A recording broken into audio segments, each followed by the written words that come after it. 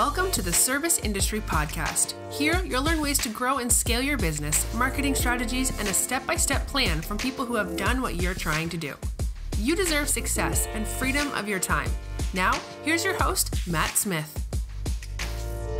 What's going on, guys? Matt here from the Service Industry Podcast. I hope you're doing well. Hey, today we're talking about basically how to stay alive, and not just stay alive, but how to thrive in a recession. And I don't think a recession is coming, at least not one like 2008, but you do see ebbs and flows, right, in the economy, in the market. And I think it's ignorant not to at least be thinking ahead, because it's just history shows that the economy ebbs and flows constantly, right? And right now, we are in one of the biggest upsides that we've seen consistently in a while. And so, a lot of people are predicting that the market's going to go down a bit, not crash, but go down. And I think it's important that you think about this inside your business, right? And so today, I'm just going to go through this a little bit, and hopefully this helps some of you guys out, because I'm going to teach you what I believe will help you stay safe. God forbid the economy did crash, or if it goes down. Before we go into this, we are actually recording this on video for the first time, so you can check it out on YouTube. But I do want to give a shout out to Antonio at A&M Painting. He left us a review on iTunes, and so, dude, I want to say thank you so much. You guys know that we do the show for free, and the only thing that we ask in return is that you would leave us a review wherever you listen to your podcast. He left it on iTunes, and that's awesome. It means the world to us. So let's dive in. Like I said, 2008 was horrible.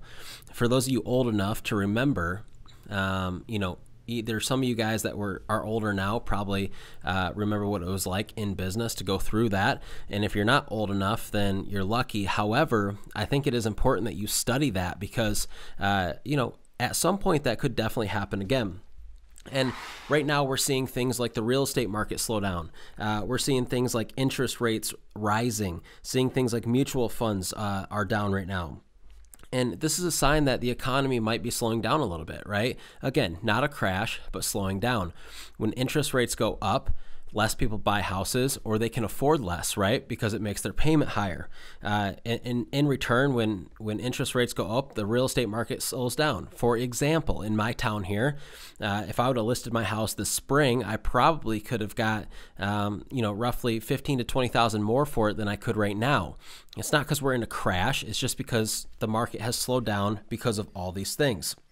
And so, how do you thrive in a down economy? Like, what does that look like? Basically, what that looks like is this. There's always been the age-old debate, owner-operator or multi-truck operation. And if you guys have followed my content long enough, you know where I stand with that. I just believe that having a multi-truck operation is the way to go. And this is one of the main reasons, okay, for safety. And we're going to dive into this a little bit, okay? So in order to thrive in a down economy, you have to have as many customers as possible. Okay, so what does that mean? Well, when you have a customer base with, let's say, 200 people, right, and maybe half of them are commercial, that's what you specialize in, is commercial work. Well, that's okay, but the problem is I have seen way too many people when the economy crashed that were all in one market, right? They were landscapers and all they did was commercial work, or, they were window cleaners and all they did was high-rise stuff. Well, guess what happened? When the market crashed and a lot of that stuff folded, a lot of those big companies had to make huge cuts, right? Some of them even closed down. And guess what gets cut first typically? The window cleaner guy, the guy that pressure cleans, right? The stuff that is nice to have but is not a necessity. And so you have to have as many customers as possible, and I say that you have to have a diverse customer base. So what does that mean? I think it's important to have customers of all sorts. You need to have a lot of residential customers. You need to have a lot of commercial customers. You need to have a bunch of people in your residential customer base that have a ton of money, right? It's okay to go after middle class and lower income homes if they use you, but you have to have a diverse customer base. It's almost like a financial portfolio. You want to have your portfolio diverse. That way, when markets ebb and flow, you're safe and you're stable, right? And it's very, very important. This is also another reason why it's so important to go after high-end residential, because the biggest misconception is that during a recession, nobody has money, but it's not true. There's a lot of people that have money, but it's always the rich people, right? And so during a recession, the rich people get richer because they have money to invest. Now, they don't stop spending money on the things they would have normally spent money on. And so that's why it's so important to have a high-end residential client base, because when times go bad, those people will be the people that save you and get you through the tough times, okay? The other thing that's super important is you have to have recurring services. If you're a company and all your services are one and done, or you service them and you don't see them for another 3 to 5 years, if the economy goes down, this is going to be hard for you. Why? Because you need that recurring client base. Because first off, it's going to be a lot harder to acquire a customer when the economy is down, right? So if you think you're having a hard time finding customers now, wait until the economy goes downward, because literally, 80% of the people won't be buying anything because they don't have the money for it. And so that's why it's so important to build a customer base that you're servicing at least once a year, but hopefully multiple times a year, okay? Because if that economy does go down, at least you have that customer base to fall back on, and you know that you're going to have those repeat clients multiple times a year, which means you're not going to have to find as many new customers to stay alive. You have to have a system in place, period, to retain customers. I think we all fall into this trap that basically all of our client base is going to remember who we are, okay? Because we're so awesome. We did such a good job. But the reality is it's just not true. Like, that's not how it works. I mean, you could service someone for 3 years straight, and the next year there's a good chance they're not going to remember what your business name is. And so it is your job to have some type of system in place to be following up with your clients at least 3 times a year, okay? You guys know that my company, we follow up in the spring, midsummer, and in the fall. We do it over and over and over, and we do it with a phone call. We also send out emails to our entire customer base and all of that. So it's extremely important that you guys have some type of system in place, because if you don't, when the market goes down, you don't have anything to fall back on. Like, half these people don't know who you are. They're not just going to call you out of the blue. It is your job to remind the customer, right, that you have services they need, and it's your job to keep track. This is why it's so important. Like, it blows my mind that companies don't have CRMs, and I just don't understand how they operate without them. Like, how in the world do you know that it's time for your customer to be serviced again? You can't just remember that stuff. You can't write it down in a pad of paper, and you can't really even do it, using Google Docs or anything like that. Like, you have to have a CRM in place.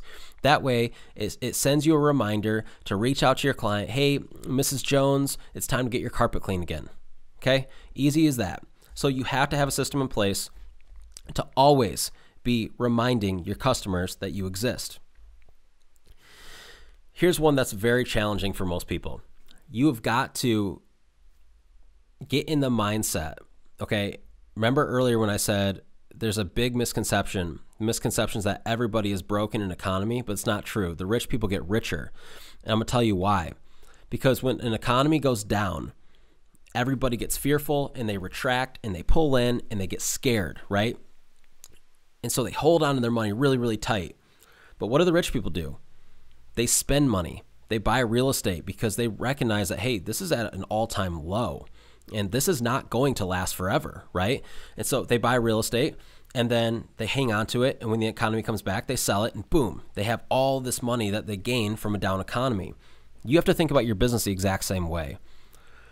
When an economy goes down, all of your competitors probably, mostly, are going to retract. They're going to say, crap, we're not doing as much work.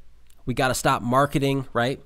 And you need to do the complete opposite. And this is hard, but you need to double up on your marketing, because guess what will happen? If you're the only company in town for the next 2 years during a down economy that is pushing hard, almost acting like the economy isn't even a thing, you just keep pushing, guess what's going to happen when the economy starts to go? You're going to own all that market share because all your competitors backed out. So those are some tips. This is a short podcast, but those are some tips I want to share with you guys, because you have to start thinking this way. Like, the more customers you have, the safer your business is. If you're an owner-operator, there's just no getting around it. like you can't service as many people, so you'll never have the size customer base a business like mine will.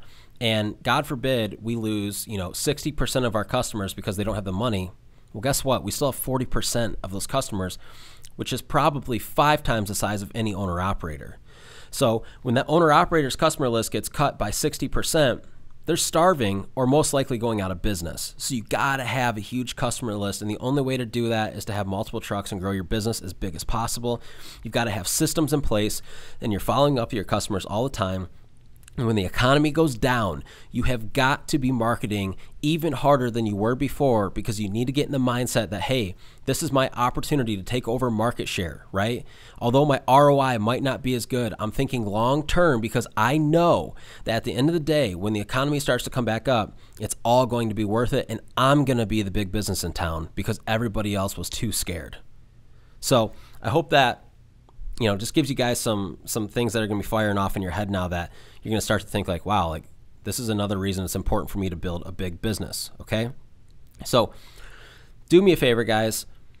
If you enjoyed this episode, or, you listen to all the episodes and you haven't done it yet, leave us a review wherever you listen to this. It means the world. And what it does is it helps us grow the podcast, because people find our podcast, they look at all the reviews, they see that you guys are service company, business owners, and that it would be a good fit for them. So it helps us organically grow the podcast, and we do it for free. And this is the only thing we ask for in return.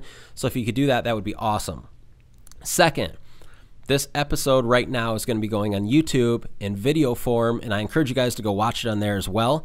That would mean the world. And do me a favor, if you haven't subscribed to our YouTube channel, please do. It is called Service Industry Coach. If you go look it up, we've got probably close to 200 videos on there, all content helping you grow your home service business. And I think you'll find a lot of valuable content that will help you. Also check out our Instagram, our company's Instagram, Service Industry Marketer. You can go see a lot of the print marketing projects we're doing on there, how we're helping companies with Google AdWords and Facebook ad management. And obviously Facebook, we're on Facebook as well, and we'll be putting this episode on there too. And last but not least, don't forget that if you guys need any help with print marketing, Google AdWord management, or Facebook ad management, my company, Service Industry Marketer, can help you with that.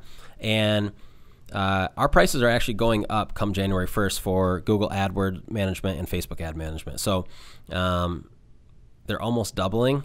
And so basically what we've done is anybody signing up now before January 1st will be grandfathered in at the old pricing. We're just getting way too busy.